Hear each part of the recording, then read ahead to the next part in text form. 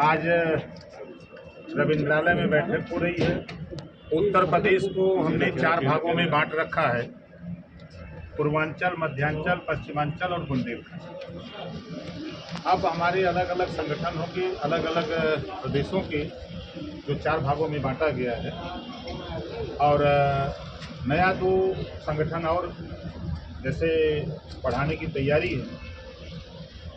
सभी पार्टियां पिछड़ा वर्ग मोर्चा बनाती हैं, तो हम भी उसके साथ साथ अति पिछड़ा और अति दलित मोर्चा बना करके हम चारों क्षेत्रों में पार्टी का संगठन खड़ा करेंगे। आज उनके पदाधिकारी की घोषणा हुई है और जो लड़ाई हम लोगों की है कि देश में एक समान, अनिवार्य और फ्री शिक्षा, तभी समाज और देश तरक्की करेगा। गरीबों का इलाज देश में फ्री हो। प्रदेश में जो बेरोजगारी, देश में बेरोजगारी बढ़ी है कि कैसे कम हो, महंगाई से कैसे निजात मिले।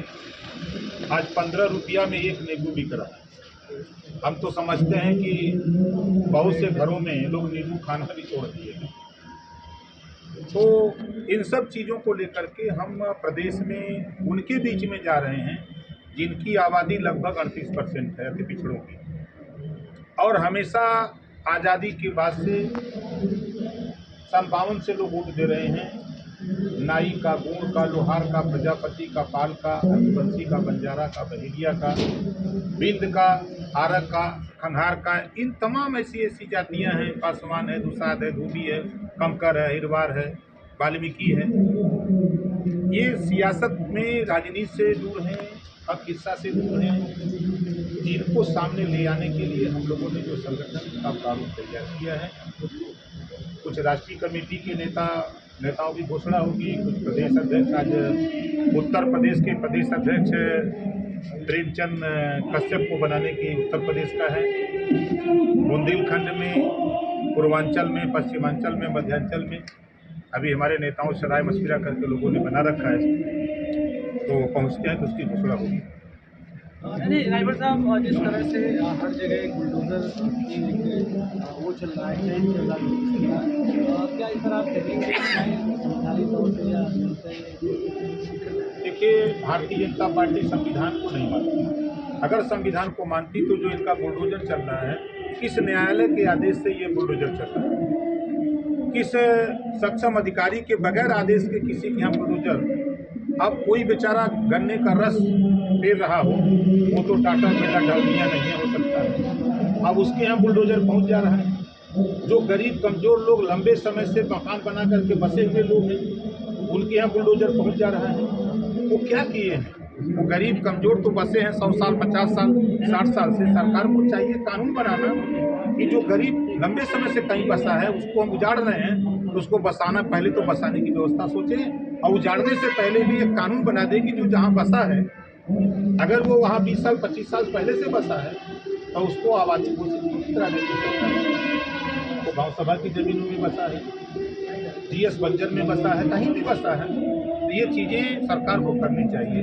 सरकार महंगाई और बेरोजगारी से ध्यान भटकाने के लिए ये सरकार जो है बुलडोजर का नाम, कल तक भगवान राम मंदिर में रहते थे, हनुमान जी मंदिर में रहते थे। अब तो भारतीय जनता पार्टी के संगठन के लोग अब भगवा लेके मस्जिद में पहुंचे। अब वहाँ भगवान जी चले गए तो मंदिर का क्या होगा? हनुमान चालीसा नहीं होता था? हम तो जब से पैदा हुए हैं तब से देखते हैं हनुमान चालीसा लोग पढ़ते हैं।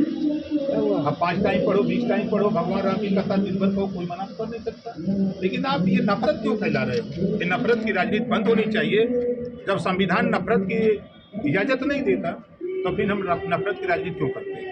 मामले में उनके बेटे को सुप्रीम कोर्ट ने सरेंडर करने के लिए कहा है। देखिए, हम सुप्रीम कोर्ट के फैसले का स्वागत करते हैं। जो 8 किसानों की हत्या हुई, आज उनको भी उस परिवार को भी राहत की सांस मिली कि सुप्रीम कोर्ट ने सही फैसला दिया है। और उस फैसले का हमारी पार्टी, हमारे नेता, मैं खुद उसका स्वागत करता हूं।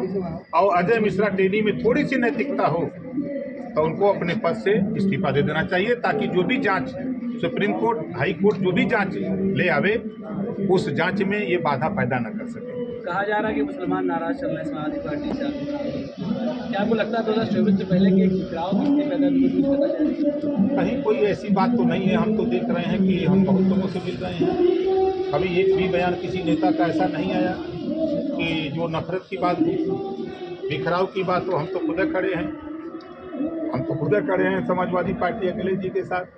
हम तो खड़े हैं, हमारे केशवदेव मौर्य जी खड़े हैं, प्रेमचंद प्रजापति जी खड़े हैं, आपके जयंत चौधरी जी खड़े हैं, हमारे संजय चौहान जी खड़े हैं, कृष्णा पटेल साथ में हैं, सब लोग साथ में। शिवपाल जी खड़े हैं, शिवपाल जी साथ में हैं।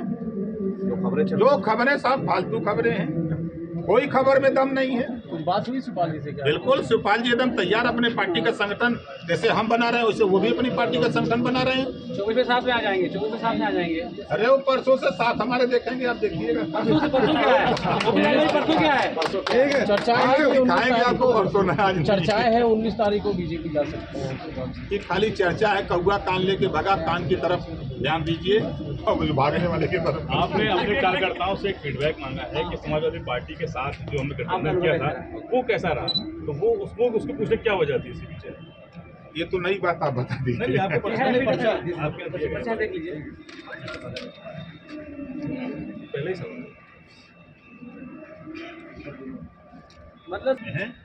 ये पार्टी नेताओं को, कार्यकर्ताओं को जानकारी के लिए, अब जैसे कि हम बीजेपी के साथ थे तो 4 सीट जीते, 8 सीट मिली।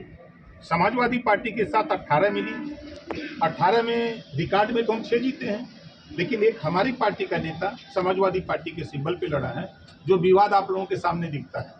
शिवपाल जी समाजवादी पार्टी के सिंबल पे लड़े हैं और पल्लवी पटेल जी समाजवादी पार्टी के सिंबल पे लड़ी हैं। तो हमारा भी एक नेता समाजवादी पार्टी के सिंबल पे पूजा सरोज मेहनगर लड़ी है।